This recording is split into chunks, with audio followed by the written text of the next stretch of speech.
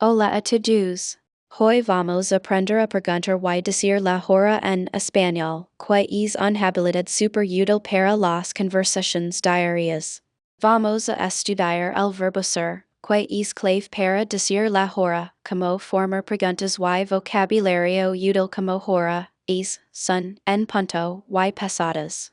Empezaremos con la estructura básica y les daré muchos ejemplos y consejos para evitar errores comunes que suelen cometer los angloparlantes. Empecemos. Ciao everyone, and welcome back.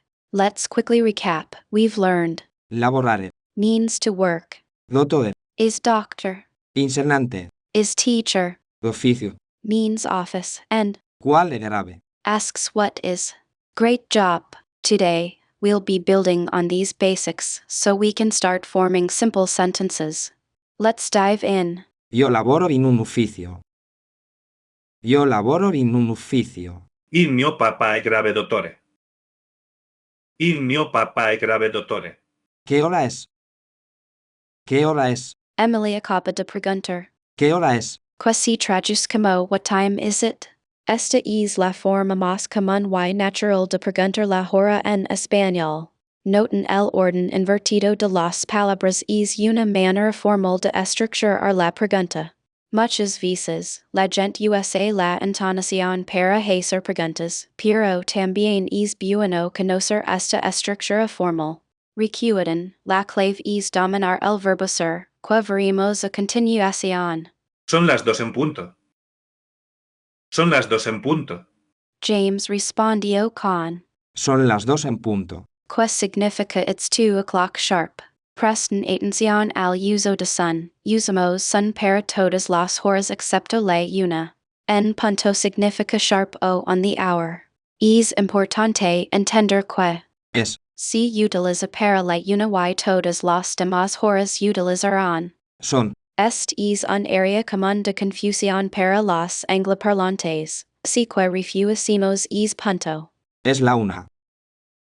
Es la una. Emily had dicho correctamente. Es la una. Que significa it's 1 o'clock. Recuerden, usa específicamente para la una. No digan son la una eso es incorrecto. El la siempre se usa antes de la hora. Este es un punto gramatical clave, si que presten mucha atención. Ahora, pasemos a describir los minutos pasados de la hora. Son las 3:10 más. Son las 3:10 más. James dijo. Son las 3:10. Que significa it's 3:10 past. Ven como uso son porque no es la una. También uso correctamente y en antes de más past. Recuerden, más indica los minutos pasados de la hora. No se olviden de es pequeño y. Es un error frecuente. Es la 5:30. Es la 5:30. Emily dijo. Es la 5:30. Que significa it's 5:30. Fíjense en el uso de media, que significa half. Cuando usamos es para decir la hora, media viene después de la hora, pero al usar son se queda en su lugar. Este es otro punto sutil, pero crucial para la precisión. Practiquemos con algunos ejemplos más. Son las 7:15. Son las 7:15. James dijo correctamente. Son las 7:15. Que significa it's 7:15. Cuarto significa quarter. De nuevo, si usa sueña que no es la una. Dominar estas combinaciones, y más, y media, y cuarto, les permitirá expresar una amplia variedad de horas en español. ¿A qué hora trabajas? ¿A qué hora trabajas? Emily preguntó. ¿A qué hora trabajas? Que significa what time do you work? Noten la incorporación del vocabulario que ya han aprendido, trabajar. Esto demuestra cómo pueden combinar su creciente conocimiento de español. Para responder, dirían algo como trabajo a las 8. Trabajo a las 8 en punto. Trabajo a las 8 en punto. James respondió. Trabajo a las 8 en punto. Que significa I work at 8 o'clock sharp. Ha combinado efectivamente el nuevo vocabulario que aprendemos con un verbo previamente conocido. Esto demuestra la fluidez en el guión. Ven como todo encaja de manera fluida con la práctica. ¿A qué hora empieza la clase? ¿A qué hora empieza la clase? Emily pregunta. ¿A qué hora empieza la clase? Que se traduce como what time does the class start? Otra vez, excelente integración. Recuerden en el uso de la antes de los sustantivos, como en la clase. Esto refuerza la consistencia gramatical. Empieza a las 9:30. Empieza a las 9:30. Today, we'll learn about prepositions of time, words like A las, en, and. para, These help specify when something happens. a las, Is most common for telling time. en, Is used for days, months, and years. para. Indicates a deadline or future time. Llego a las 8. Llego a las 8. Remember, A las, always precedes the hour when talking about time. It's important to contract it with the hour. Also, be mindful of the gender agreement, use. a la 1. For 1 o'clock because una is feminine. Don't say, A las 1. that's incorrect. Nací en marzo. Nací en marzo. When specifying a month, day of the week, or year, you always use the preposition. En, For example, en enero, in January, en lunes, on Monday, and en 2024. in 2024. This contrasts with A las, which is only for precise times of the day. lo necesito para el lunes. Lo necesito para el lunes. Para, Has multiple meanings, but for our purposes, it largely indicates a deadline or a future point in time. For instance, para mañana. means for tomorrow. It also describes destination for in the sense of going to. Be careful not to confuse it with Ar. which is often used to indicate direction. La fiesta es en diciembre. La fiesta es en diciembre. You'll often combine these prepositions within a single sentence. For example, La clase es a las 9 en miércoles. the class is at 9 on Wednesday. Mastering these subtle distinctions will take practice, so be patient and keep reviewing. Termino para el viernes. Termino para el viernes. A common mistake is using Ar. instead of En, with months. Always remember, en enero. ma.